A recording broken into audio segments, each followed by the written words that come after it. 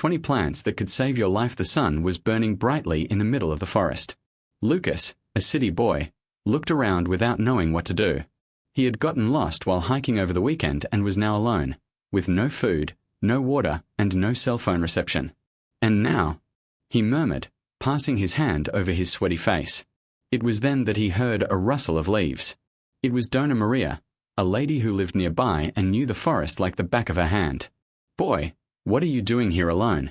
she asked, with a basket of plants in her hands. "I got lost, Dona Maria. I don't know where else to go."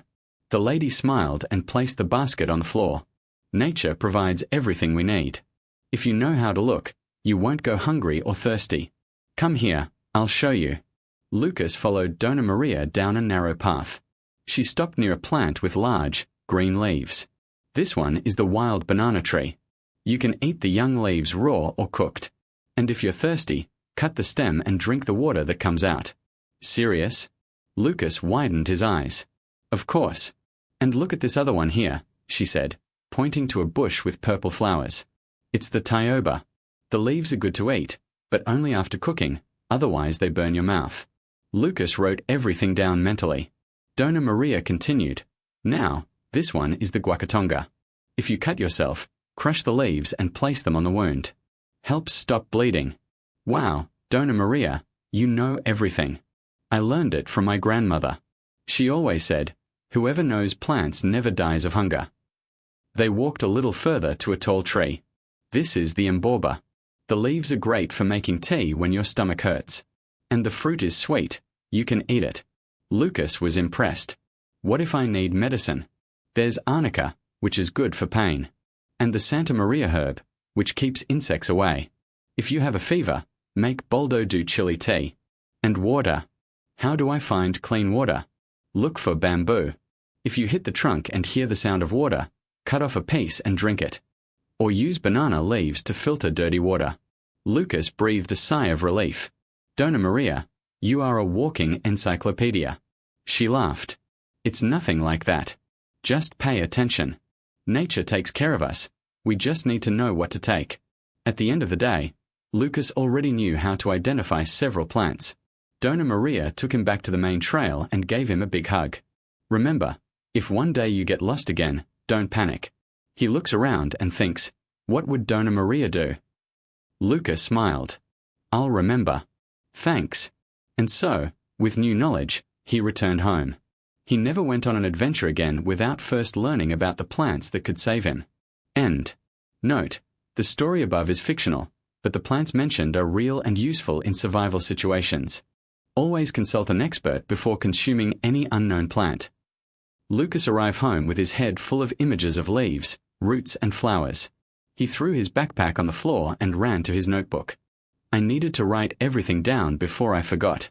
Mom, look what I learned," he shouted, opening the notebook on the kitchen table. The mother approached, curious. "Wow, son. Is this all a plant?" "Yes. And some save lives." Lucas pointed to a crooked drawing of a large sheet of paper. "This one is the aloe. If you burn your hand, cut a piece and apply the gel. Dona Maria said it's better than ointment." The mother took the notebook and leafed through it. "And this other one? It looks like a weed." "It's plantain." Lucas smiled. "If you cut the stem, crush the leaves and place them on top. Stops the bleeding instantly." The father entered the kitchen and saw the two of them poring over the notebook. "What is this, huh?" "Lucas is becoming an expert in survival plants," his mother explained. The father laughed. "So now, in addition to being an adventurer, you are a forest doctor?" "It's no joke, Dad." Lucas crossed his arms. "If we get lost on the trail, it could be useful." His father ruffled his hair. Okay. But you're not going to go around eating weeds, okay?" Lucas laughed. "It can leave. Dona Maria said you have to be sure before eating anything." In the following days, Lucas didn't stop. He drew all the plants he remembered. He searched the internet and compared it with what he had written down. He even made a list on his cell phone with photos and tips. One Saturday, my friend Pedro showed up at home.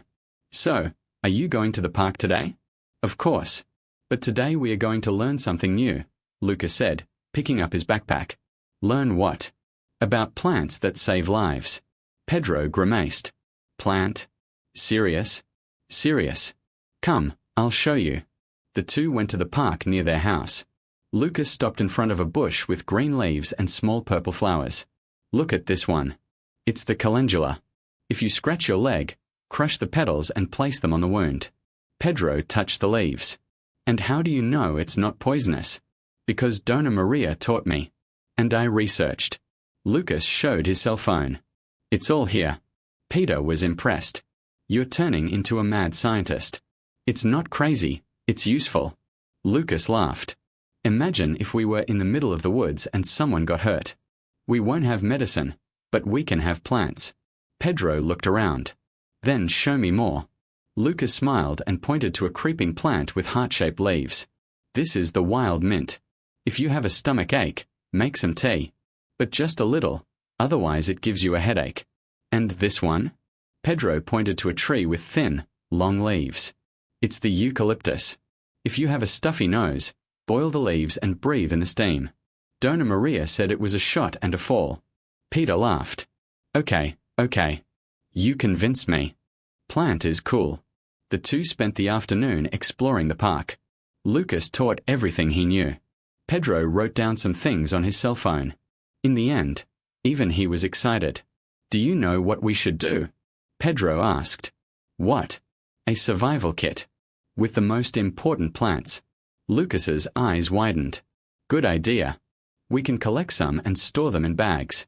So, if you need it, it's already there. And we can teach more people. Pedro completed. Lucas agreed. Let's do this. Who knows, maybe we'll save someone one day. The two shook hands, as if they had just reached an important deal. That night, Lucas lay in bed thinking about everything. Dona Maria was right. Nature took care of us. I just needed to know how to look. He closed his eyes and smiled. Now, he wasn't just an adventurer. He was a guardian of life-saving plants. And that made all the difference. The two started the next day. They woke up early, grabbed their backpacks and went out to Dona Maria's backyard. She was already there, watering the plants. Good morning, guardians, she said, smiling. Ready for the mission? Yes. Lucas replied, excited. Let's start with Boldo. Pedro took a plastic bag and scissors. How do we dry the leaves? Dona Maria explained. Cut the leaves, wash them well and leave them in the shade. After a few days, they become dry and last longer. Lucas wrote everything down in his notebook. And how do we know if it's good to use? If there's no mold and it smells strong, it's fine, she said. The two worked quickly. They harvested boldo, aloe vera, mint, and even a little rue. Dona Maria helped separate the right parts of each plant. This one is the wormwood, she pointed. Great for stomach pain, but you have to use very little. Pedro frowned. How little? About 5 grams per liter of water, she replied. Lucas wrote everything. What if we get the dose wrong? It could give you a headache or even vomit, Dona Maria warned. That's why it's good to write everything down carefully. At the end of the morning, the backpacks were full. They returned home and spread the plants on a table covered with newspaper. And now? Pedro asked. Now we wait, Lucas said. In a few days, we'll put everything away in little jars. Pedro sighed. It takes a while, right? Yes, but it's worth it, Lucas replied. The following week, the plants were dry. They put each one in a bag with a label. Boldo, chamomile, lemon balm. Everything organized. Just look. Pedro showed a bag. It looks like a real medicine kit. Lucas laughed. It's even better. It's natural. Dona Maria appeared at the door. What's up, guardians? All ready. Almost. Lucas said. There's only one thing missing. What? Pedro asked. A way to teach others. Dona Maria smiled. I already have an idea. On Saturday, they set up a stall in the square. They hung posters with photos of the plants and the uses for each one. People stopped to look. What is this here for? A man asked, pointing to the boldo. Helps with digestion, Pedro explained. If you eat too much and get a stomach ache, just make some tea. And this leafy girl? A woman asked, touching the aloe. It's for the burn, Lucas said. Cut a piece, remove the gel and apply it to your skin.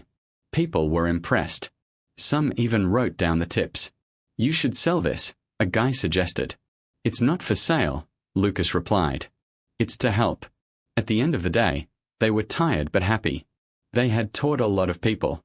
I think we saved someone today, Pedro said, looking at the poster. Yes, Lucas agreed. And this is just the beginning. Dona Maria arrived with a carrot cake. Congratulations, Guardians.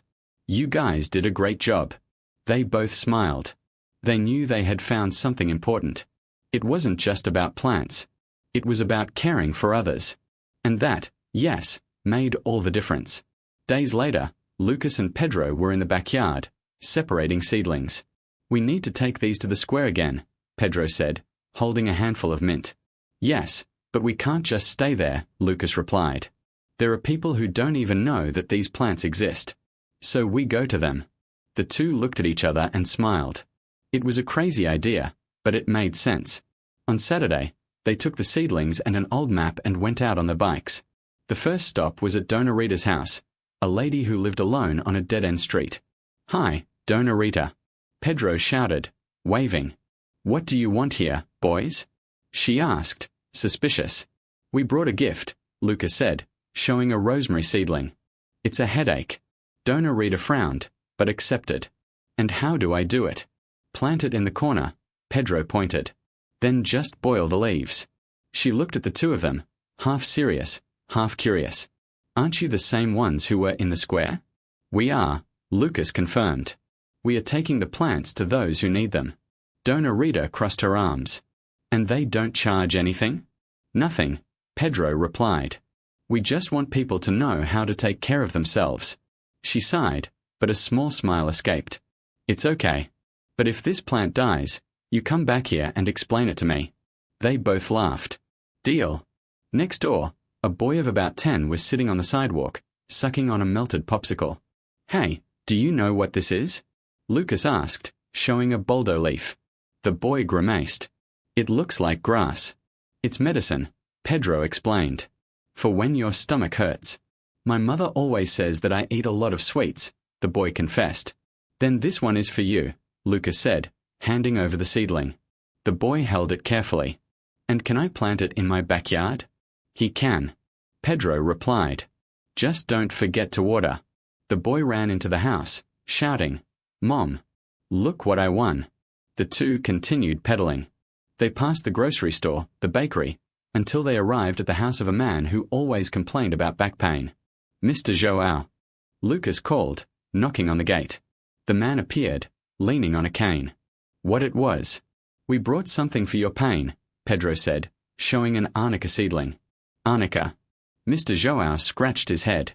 My grandmother wore this. Just make a compress with the flowers, Lucas explained. Or put oil on your skin. Su Joao took the plant, looking at it with a sparkle in his eyes. You are good boys. Did you know? Thank you, Pedro said, embarrassed. And if you need more, just call, Lucas added. At the end of the day, the bikes were empty. They had distributed all the seedlings. I think we did more today than in the square, Pedro commented, pedaling slowly. Yes, Lucas agreed. Because now the plants are in people's hands. They stopped on a hill, looking at the setting sun. And tomorrow? Pedro asked.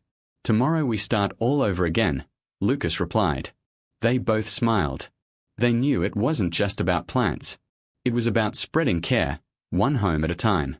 The two cycled back home in silence. The wind hit your face, cool after the strong sun. Pedro broke the silence first. Do you know what I was thinking? We could make a map. Map of what? Lucas turned his head, curious. From the plants we delivered. Like, mark where each one is. So if anyone needs it again, we know where to find it. Lucas stopped the bike in the middle of the street. He looked at Pedro as if he had just invented the wheel. Man, this is genius. We could even write down who has what. So, if anyone has any doubts, we remind them. Exactly. Pedro laughed. And if we teach more people to care, soon the entire city will be full of living medicine. They arrive home already arranging the details. In the kitchen, Dona Maria, Lucas' mother, was stirring a pot of beans. "What are you guys up to now?" she asked, suspicious. "Mom, we are going to make a map of the plants we gave you today," Lucas explained, grabbing a glass of water. "Ah, that's a grown-up thing," she said, but her eyes shone. "Just don't fill the house with paper, okay?" "I promise." Pedro raised his hand, laughing. That night, the two of them pored over an old piece of notebook paper. Pedro drew crooked streets with a worn pencil. Lucas wrote down the names of plants and people. "Here, Dona Anna has the aloe vera," Lucas said, marking an X on the paper. "And Sujoao got the marigold." "And us?" Pedro asked. "You can't forget our backyard." "True." Lucas made another X. "Here's Boldo, mint, and that rue that your mother planted." Pedro sighed, looking at the almost finished map. "It seems little, right? Just a few lines and some names." "But it's not," Lucas replied, seriously. "It's as if we had spread seeds around. And now they are growing." Pedro smiled. He folded the map carefully and put it in his pocket. "Tomorrow we'll show it to the people at the square. Who knows, maybe they won't help." "Good idea." Lucas yawned. "But now, bed. Tomorrow is a busier day." The two said goodbye at the door. Pedro cycled home with the map in his pocket, feeling that this was just the beginning. And it was. Because when people learn to care, they don't stop. And plants, these ones, never stop growing. Pedro woke up before the sun. The map in the pocket of his jeans was still there, crumpled from moving around. He took a sip of cold coffee, got on his bike and pedaled to the square.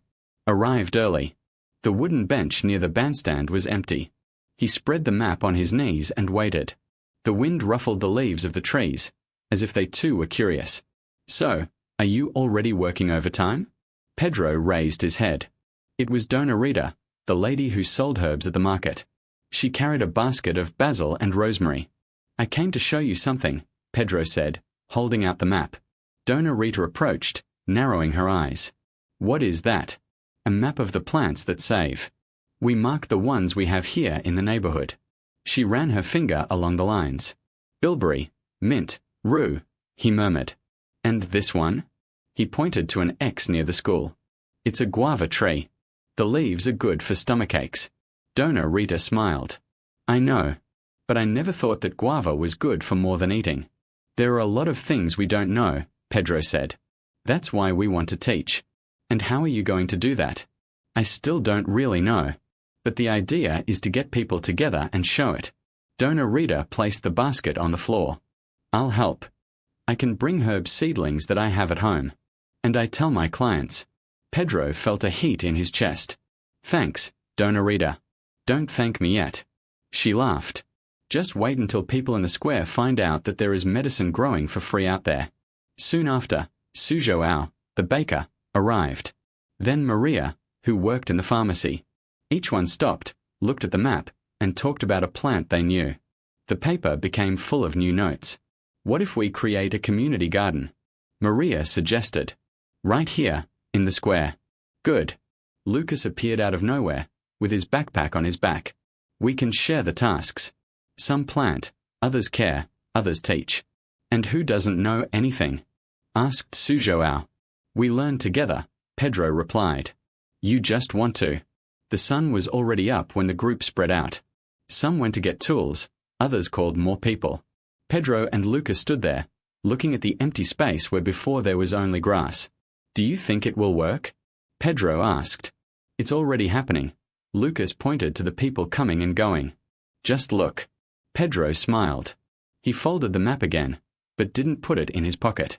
He left it open on the bench, like an invitation. "Tomorrow we start," he said. And it really started. Because when people come together, even the simplest things become something big. And plants, these ones, just need a little soil and care to show what they are capable of.